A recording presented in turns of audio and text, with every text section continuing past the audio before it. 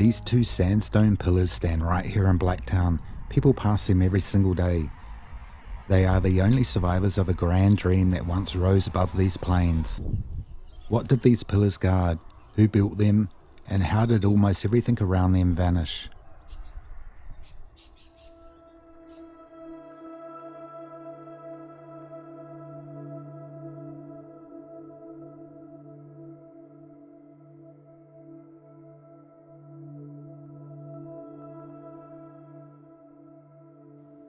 Long before roads, before farms, before pillars, this was Darug Country, a landscape shaped by knowledge, far older than the word Blacktown.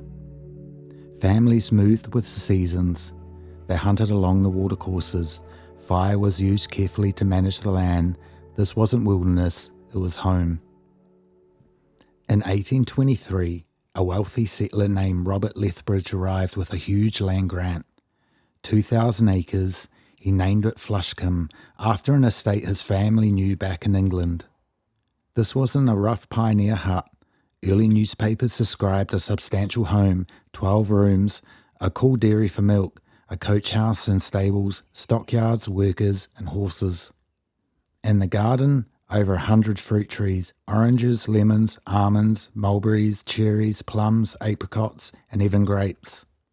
It's a reminder that the soils beneath today's housing estates were once the lifeblood of one of the most ambitious farms on the plains. Flushcombe sat between important neighbours. To the east, William Lawson's lands at Prospect. To the west, new farms reaching towards Parramatta and the Hawkesbury. Stockmen, workers and carriages passed its gates every day. A small community grew around the estates. Lethbridge was respected. In 1831, he appeared in the official list of the special jurors of the colony of New South Wales, trusted by authorities, wealthy, known. Flushcombe was not only productive, it held real influence. We often forget that early Blacktown was a place of power. In the decades that followed, the land was sold in parts. By 1875, the property with the house was owned by William Branch Campbell. He had a grand vision, a manor that could impress anyone who arrived, 16 rooms, elegant interiors, tennis lawns, a home designed for pride. People began calling it Flushcombe Turrets.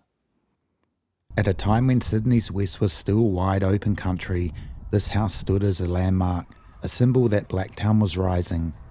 Visitors travelled a long driveway that once began near today's Flushcombe Road. The very first thing they saw were the very impressive gate pillars that still stand today. Picture a summer morning, workers tending orchards, horses stomping in the stables, children racing beneath the fruit trees. A delivery carriage arrives, gates swing open, boots crunch gravel. Flushcombe Turrets was built to be noticed. These pillars were its first impression.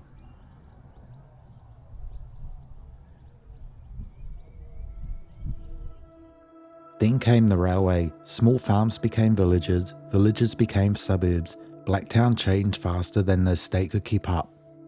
On the night of January 28, 1909, disaster struck. Constable Batty of Prospect Police Station noticed flames rising into the sky. By the time help arrived, Flushcombe Turrets was already gone, a lifetime of ambition reduced to rubble and ash.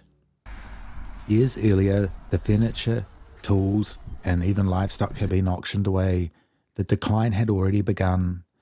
Not one historic home vanished here, but two. Lethbridge's original homestead, Campbell's Grand Turrets. All that remained were the entrance pillars. By the late 1910, The land was divided into 12 paddocks and sold as a dairy farm. In 1913, what remained was just 310 acres, was broken up again for small farms. Streets and houses consumed the orchards, the driveway disappeared, the pillars lost their purpose, their story faded. Even in recent decades, these pillars were at risk.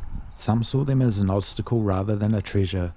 Local residents fought to protect them because these stones are the front door to a forgotten chapter of Blacktown's history. If you follow the line where the driveway once ran, you can begin to feel the size of the life that was here. These pillars are more than old stone, they are the final standing witnesses to everything this place once was. So next time you pass Flushcombe Road, slow down. History is not always hidden deep in the bush, sometimes it stands right beside you, waiting to be noticed.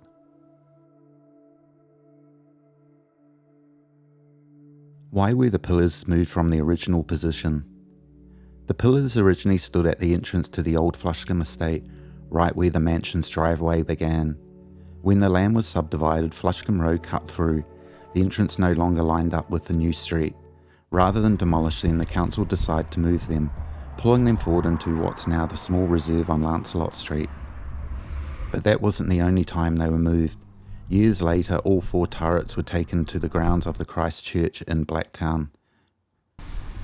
When a new minister ordered their removal, 2 were already dumped before local historian Gordon stepped in. With the help of volunteers, he rescued the remaining 2 and brought them here, back near the original home. Why was the estate such a big deal back then? Blacktown today is a major city. Back then it was mostly rural out here. So when someone built a mansion with 16 rooms, tennis courts, orchards, and a name like Flushcombe Turrets, it stood out. It showed that people with serious money believed Blacktown wasn't just a farmland, it was a future. This estate represented ambition. It hinted at what this area could become long before development ever arrived. Those pillars aren't just leftovers. They represent that moment when Blacktown began its shift from countryside to community.